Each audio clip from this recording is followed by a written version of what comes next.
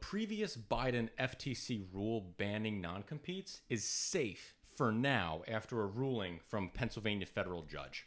So a couple months back, we were very excited about this. Yes. We were very, very excited about this. Yes. In April, the FTC banned non-compete agreements. Mm-hmm. And a non-compete agreement is when you work for a company and the company makes you sign on a dotted line saying that you're not going to go and work at their competitor or bring any knowledge that you learned at this job to your next place of work. Mm-hmm. There's actually a lot of people that are signed up on these types of programs. There are 30 million Americans, nearly 1 in 5 that are subject to a non-compete. I think technically I'm under a non-compete. Really? Yeah, I think I'm technically under a non-compete. Okay.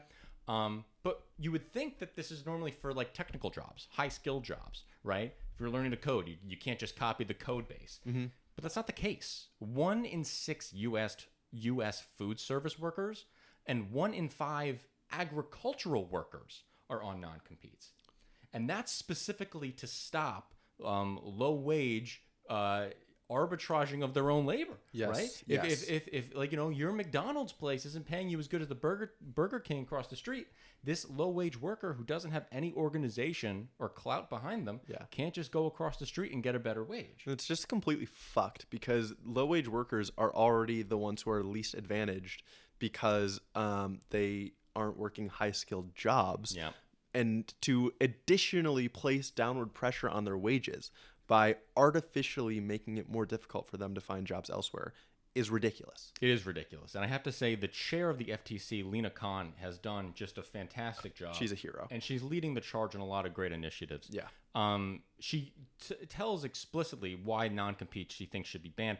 By her estimates, it would make the economy way more dynamic if these non-competes weren't around. Oh, yeah. She's estimating that there would be 8,500 new startups every year once these non-competes are banned. And that is coming from the technical improvements or even a lot of the chefs that are working in these culinary industries that may want to start their own restaurant, or a lot of tech bros who want to go and start their own startup. That's insane. That's how much economic... 8,500. Yes. They are expecting business formation to grow by 2.7% more per year with the reduction or with the elimination of non-competes. That's awesome. Well, this is good for multiple reasons. One, progressives like us are glad non-competes are going by the wayside because we want to give the workers more power. There are also libertarians who are against non-competes because it restricts the free market itself, right? If the free market is being constricted where a person can't take their good ideas and go apply them somewhere else, the free market isn't working. And so libertarians were also happy with the ruling. Yeah.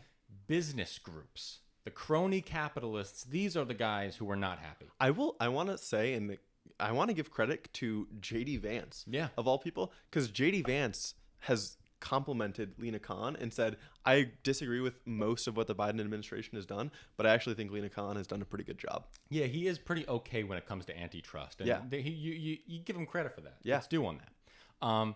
Business groups, though, these crony capitalists, they were ready. They lined up behind the lined up to take on the FTC and challenge them in court as soon as possible. Of course. They made arguments. They're saying, "Oh, these employees are gonna take away our trade secrets," and they all lined up behind this one company, ATS Tree Services.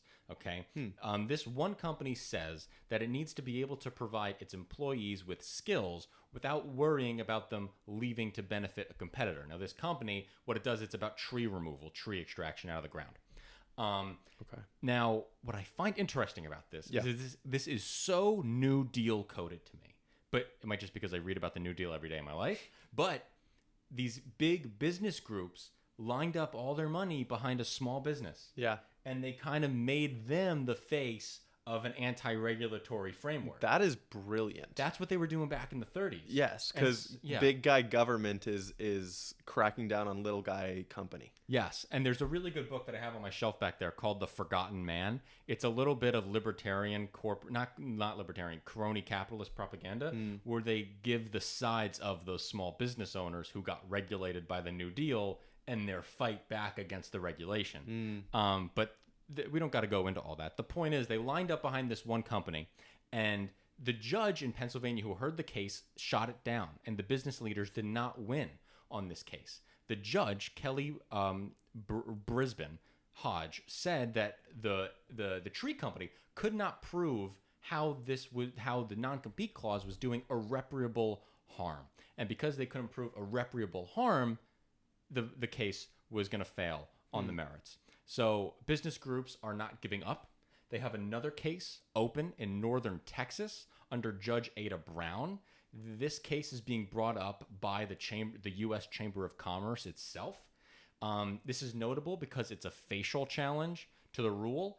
We're going to go deep on a lot of Supreme Court rulings at some point in the future, and this facial challenge line will be important then. But they're basically saying that the FTC Act of 1914 simply does not give them the authority to ban non-compete clauses. They're just blatantly attacking the complete notion of what the statutory authority of the FTC is in and of itself.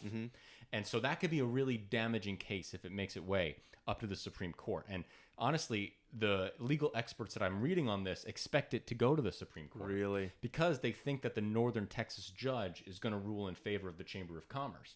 So while the non-compete clause ban is safe for now, after this Northern Texas ruling, we could be looking at this thing going to the court and a blatant facial challenge to the FTC.